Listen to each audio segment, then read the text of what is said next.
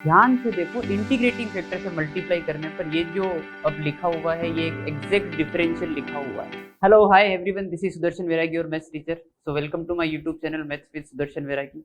क्योंकि अपना इस चैनल पे ये पहला वीडियो है, so let me give you my introduction.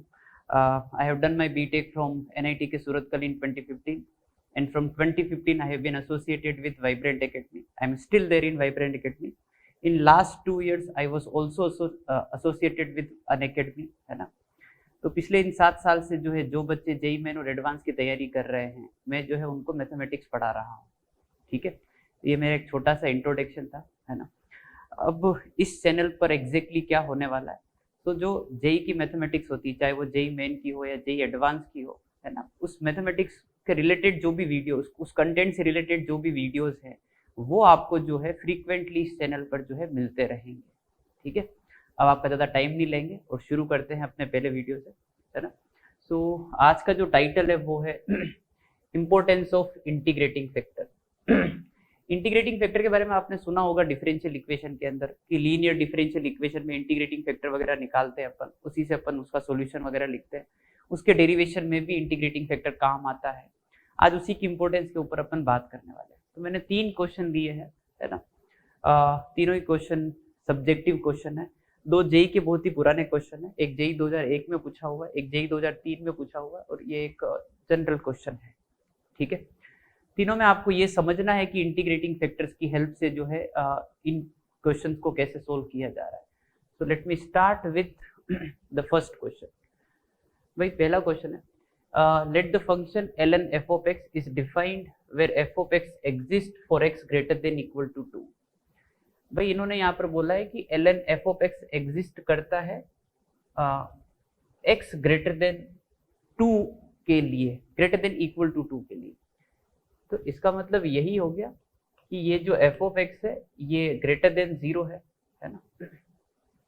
एक मिनट, ये जो f of x है वो ग्रेटर देन 0 है ना, for all x greater than equal to 2, है ना, क्योंकि लॉग के अंदर आ रहा है ना, तो ग्रेटर देन 0 है। ठीक है, आगे क्या दे रखा है, k is fix positive real number. ठीक है, prove that if d by dx of x into f of x is less than minus k into f of x, then f of x is less than a into x raised to power minus 1 minus k where a is independent of x। ठीक है, एक काम करते हैं भाई, एक तो अपन ने क्या किया कि ये D by d x of x into f of x जो लिखा हुआ है, तो इसको डिफ्रेंशिएट कर लिया अपन ने। तो भाई एक्स का डेरिवेटिव 1 है ना, और f of x as it is, फिर आ जाएगा एक्स और एक्स, उसके बाद एफ का हो जाएगा f dash is less than equal to minus k into f of x, है ना। थोड़ी देर के लिए क्या किया, एफ ऑफ एक्स को वाई बोल देता हूँ, एफ डैश को d y by d x बोल देता हूँ, ताकि अपने को वो डिफरेंशियल इक्वेशन वाली फील थोड़ी आ पाए, है ना, इक्वेशन जैसी। ऑल तो ये इक्वेशन तो नहीं है, तो भाई ये लिखा हुआ है y plus x into d y by d x is less than minus k into y. Y को एक साइड कर दिया और ऐसे लिखा x into d y by d x, और यहाँ पर आ गया y कॉमन, और ये हो जाएगा k plus 1 is less than equal to 0। अपने को थोड़ा थोड़ा लीनियर डिफरेंशियल इक्वेशन जैसा फॉर्मेट दिख रहा होगा, पर लेस देन इक्वल टू 0 तो ये डिफरेंशियल इक्वेशन नहीं है, ये इनइक्वलिटी है जिसका कोई स्पेसिफिक तरीका अपने पास नहीं होता है। जैसे इक्वेशन में होता है ना कि लीनियर है, होमोजीनियस है, वेरिएबल सेपरेबल है, सब कुछ है, तो ये तो इनइक्वलिटी है। अब इसमें जो है जो फंडा काम में आएगा वो आएगा इंटीग्रेटिंग फैक्टर से मल्टीप्लीकेशन का, है ना। वही अपने को आज के लेक्चर में सीखना है। सबसे पहले मैंने क्या किया, x से डिवाइड कर दिया, क्योंकि x greater than equal to 2 पे कैलकुलेशन हो रही है, so we consider x as positive, है ना। और इसको ऐसे लिखा k प्लस 1 अपॉन x, है ना, into y it is less than 0।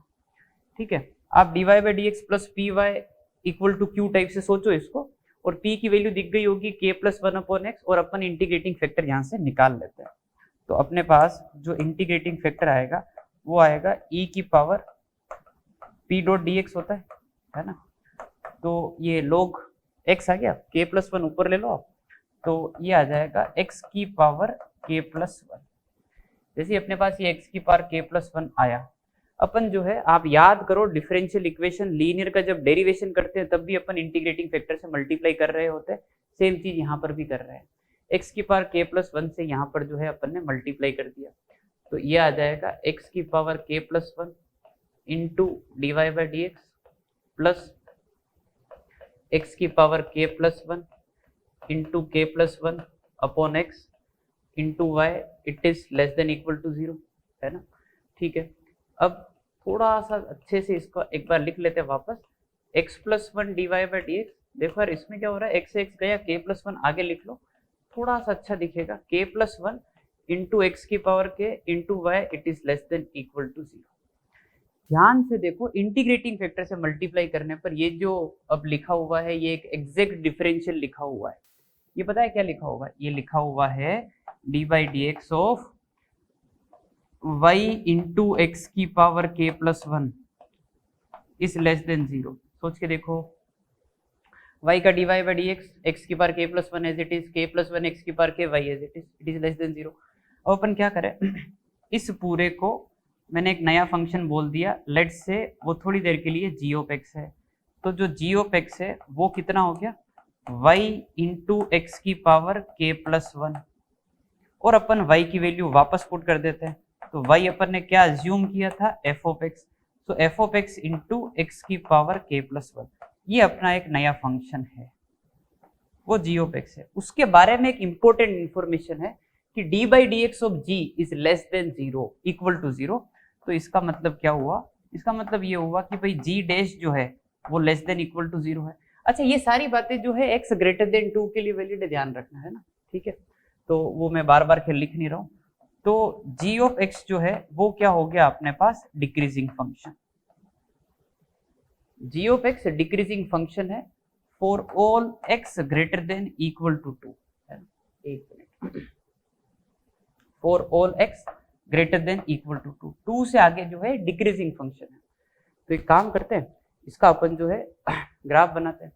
तो भाई g ऑफ x का अगर आपको एक ग्राफ बनाना है तो आप यूं सोचो कि ये 2 है, 2 से आगे कुछ ग्राफ बनाना है, मैंने बोला 2 पर कुछ वैल्यू आ रही होगी, लेट्स से वो g मतलब g ऑफ 2 बोल देते हैं उसको, पॉजिटिव भी हो सकती है, नेगेटिव भी हो सकती है, 0 भी हो सकती है। मैंने उसको थोड़ी देर के लिए बोल दिया कि भाई g ऑफ 2 वाली वैल्यू जो है वो ये है, और यहाँ से आप ग्राफ बना रहे हो, और ग्राफ क्या है, डिक्रीजिंग है।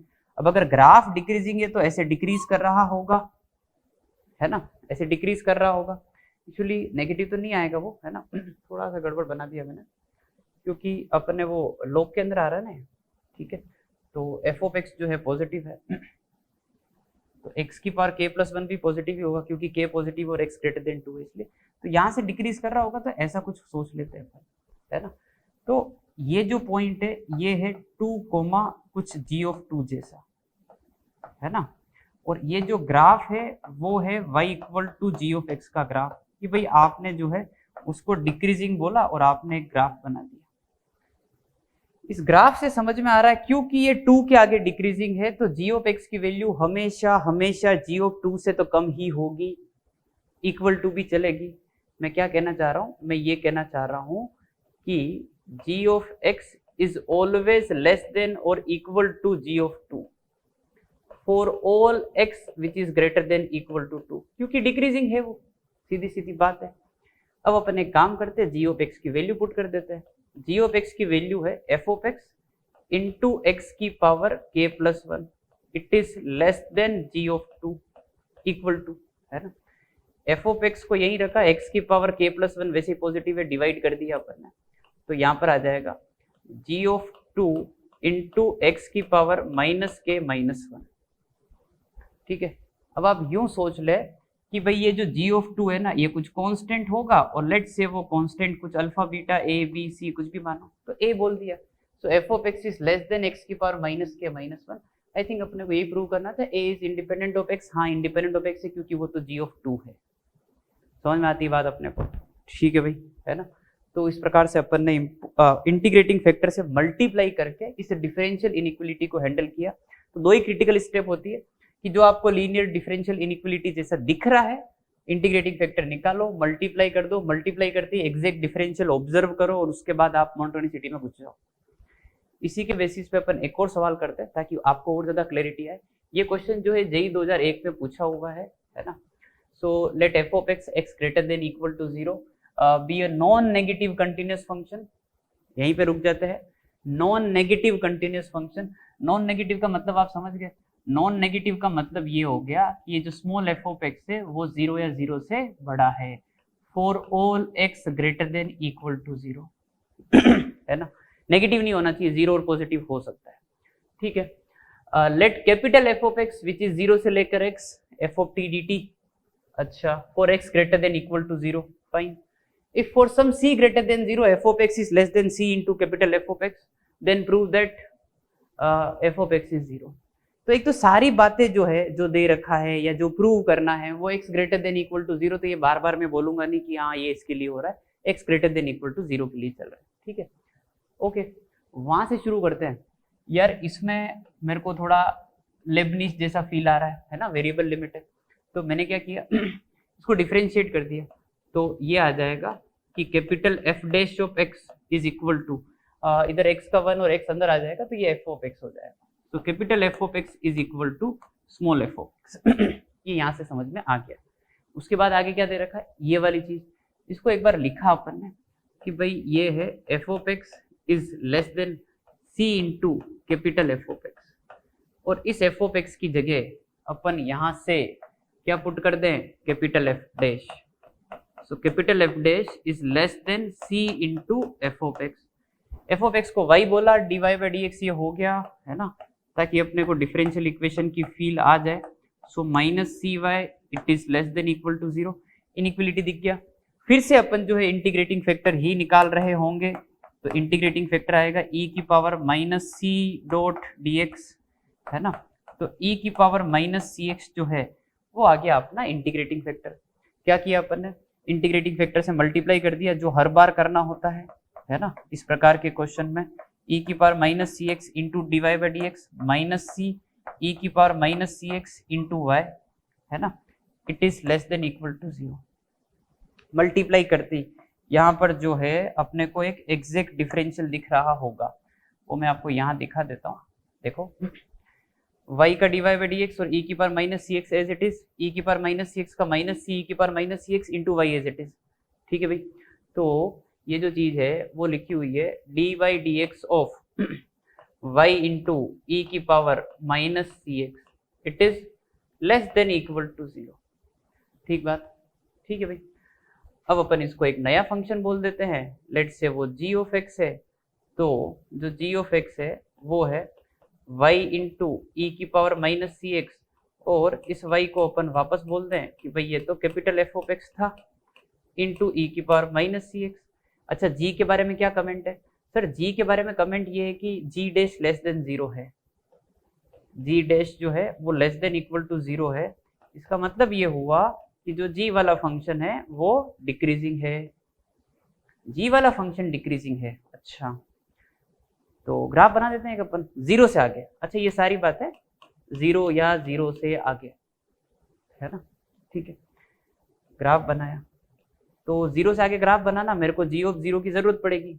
मैंने क्या किया कि g ऑफ 0 निकाला, भाई इस वाली इक्वेशन में मैंने बोला x को 0 पुट कर दो, तो g ऑफ 0 क्या आएगा, f ऑफ 0 इंटू ई की power 0 which is 1, f of 0 कितना है, यहाँ 0 पुट करो, 0 से 0 इज 0, है ना, तो g ऑफ 0 जो है 0 आ रहा है, क्योंकि f ऑफ 0 0 हो गया, कैपिटल f ऑफ 0। 0 से आगे ग्राफ बनाना है, और ग्राफ जो है कैसा बनाना है, ग्राफ बनाना है डिक्रीजिंग, g का ग्राफ बनाना है 0 से आगे, और 0 पर जो वैल्यू है वो 0 है, और वहां से डिक्रीजिंग ग्राफ ऐसा, ठीक बात है ना। तो ये जो है y is equal to g of x का ग्राफ है, ठीक है भाई, है ना।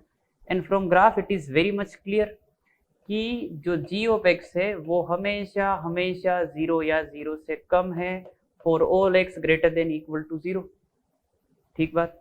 g ऑफ x यहाँ पे पुट कर देते हैं, तो g ऑफ x आ जाएगा f of x into e की power minus c x, it is less than 0, so f of x capital f of x comes out to be less than equal to 0। ये अपने इस question का calculation point of view से conclusion है कि capital f of x is less than equal to 0। अब अपन question पे चलते हैं। एक मस्त फंडा है ये भी, क्योंकि जो स्मॉल f ऑफ x है वो 0 या 0 से बड़ा है, ये वाली चीज 0 या 0 से बड़ी है, उसका इंटीग्रेशन कर रहे हो 0 से लेके x, और x भी पॉजिटिव है, यानी कि एक नॉन नेगेटिव फंक्शन को इंटीग्रेट कर रहे हो 0 से लेकर किसी पॉजिटिव लिमिट तक, तो इंटीग्रेशन अलजेब्रिक सम ही है एक तरीके से, है ना। तो भाई पॉजिटिव पॉजिटिव पार्ट ही जुड़ेगा ना बार बार, क्योंकि ये पॉजिटिव है तो हमेशा पॉजिटिव सेगमेंट ही जुड़ता रहेगा। तो इससे ये समझ में आएगा कि जो कैपिटल एफ ऑफ एक्स है ना, जो कैपिटल एफ ऑफ एक्स है वो हमेशा हमेशा 0 या 0 से बड़ा होना चाहिए। ये अपना यहाँ से कंक्लूजन है, जो कैलकुलेशन से लेस देन इक्वल टू 0 आया, ये सारा कंक्लूजन यहाँ से आ रहा है कि कैपिटल एफ ऑफ एक्स जो है 0 या 0 से बड़ा क्यों होना चाहिए। एक बार फिर से बता देता हूँ, क्योंकि ये पॉजिटिव है, 0 से लेकर पॉजिटिव लिमिट तक इंटीग्रेट कर रहे हो तो फंक्शन ऊपर ही रहेगा, बार बार एरिया ऐड करोगे तो पॉजिटिव सेगमेंट ही जनरेट होगा, और उसको ऐड करोगे तो पॉजिटिव ही आएगा, which is capital F of x. तो क्वेश्चन की पहली लाइन से क्लियर है कि कैपिटल एफ जो है वो 0 या 0 से बड़ा होना चाहिए, और कैलकुलेशन से आया कि कैपिटल एफ ऑफ एक्स जो है वो लेस देन इक्वल टू 0 होना चाहिए। क्वेश्चन में डेटा सही है, बस मानना ही पड़ेगा आपको, कैलकुलेशन भी आपने सही की है, दोनों बातें साइमल्टेनियसली ट्रू होनी चाहिए। आप किसी को ये नहीं बोल सकते नहीं तू गलत है, ऐसा नहीं बोल सकते।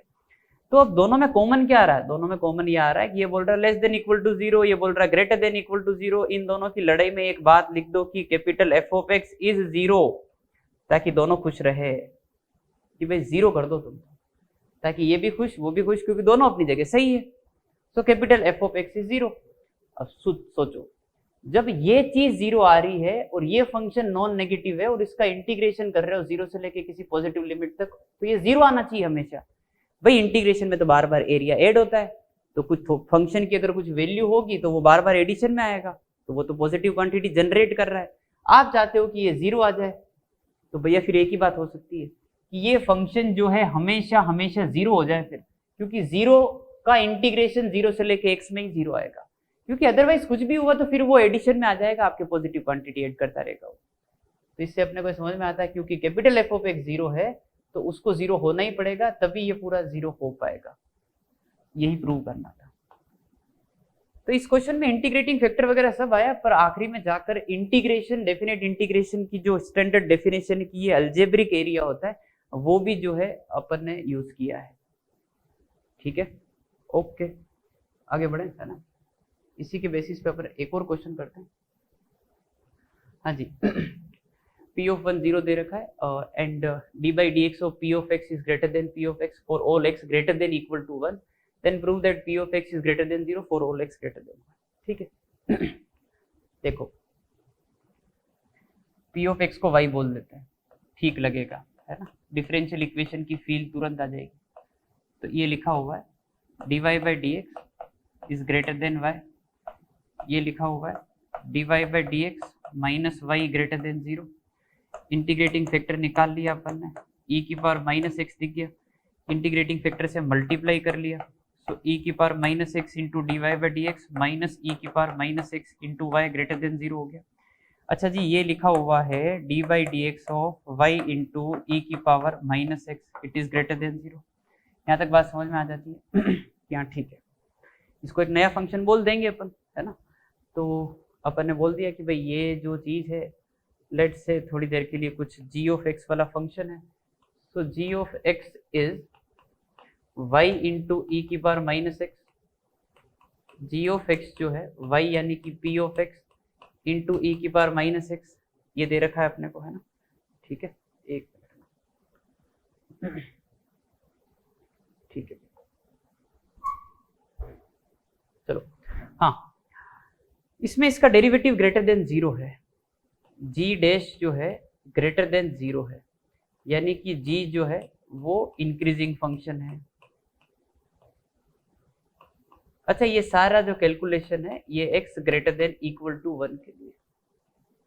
ठीक है, ग्राफ बना लेते तुरंत, ये ग्राफ बनाए, 1 से आगे ग्राफ बनाना है तो 1 पे वैल्यू चाहिए मेरे को, g ऑफ 1 यहाँ से दिख जाएगा क्या, g ऑफ 1 अगर निकालने लगे तो p ऑफ 1 0 है, खत्म बात। g ऑफ 1 0 यहाँ से ग्राफ बना है, और इंक्रीजिंग ग्राफ बनाना है, यहाँ से ग्राफ को ऊपर उठा दो ऐसा कुछ। ठीक है, तो ये जो है y equal to g of x का ग्राफ है। ठीक है, इस ग्राफ से समझ में आता है कि जी ऑफ एक्स जो है वो 0 या 0 से बड़ा है for all x greater than equal to 1 और जी ऑफ एक्स क्या है, p of x into e की power minus x greater than equal to 0। यहां से समझ में आता है कि पी ऑफ एक्स जो है वो ग्रेटर देन इक्वल टू 0 है for all x greater than equal to 1।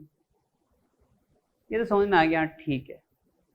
पर अपने को जो प्रूव करना है वहां पर इक्वलिटी नहीं है, तो ये खुद समझाना पड़ेगा अपने आप को कि ये जो इक्वल टू 0 हो रहा है पी ऑफ एक्स, क्योंकि ये इंक्रीजिंग फंक्शन है, तो ध्यान से देखो ये 1 पर ही तो 0 हो रहा है, ये इस जगह पर ही तो 0 हो रहा है, तो 1 के अलावा तो और कोई 0 होगा नहीं। तो अगर p of x greater than equal to 0 है for all x greater than equal to 1, so I can write कि p of x greater than 0 होगा for all x greater than 1, क्योंकि 1 पर ही 0 हो रहा, तो 1 हटा दूंगा तो फिर 0 से बड़ा ही आएगा। ठीक है, आज अपन ने 3 क्वेश्चन किए हैं जो आपको इंटीग्रेटिंग फैक्टर की इंपॉर्टेंस सिखा रहे होंगे, है ना। उम्मीद करता हूँ कि आपको ये वीडियो लेक्चर बहुत अच्छा लगा होगा, है ना। So like and share this video, है ना, and subscribe to this channel to get more videos like this। ठीक है भाई, so bye bye, take care।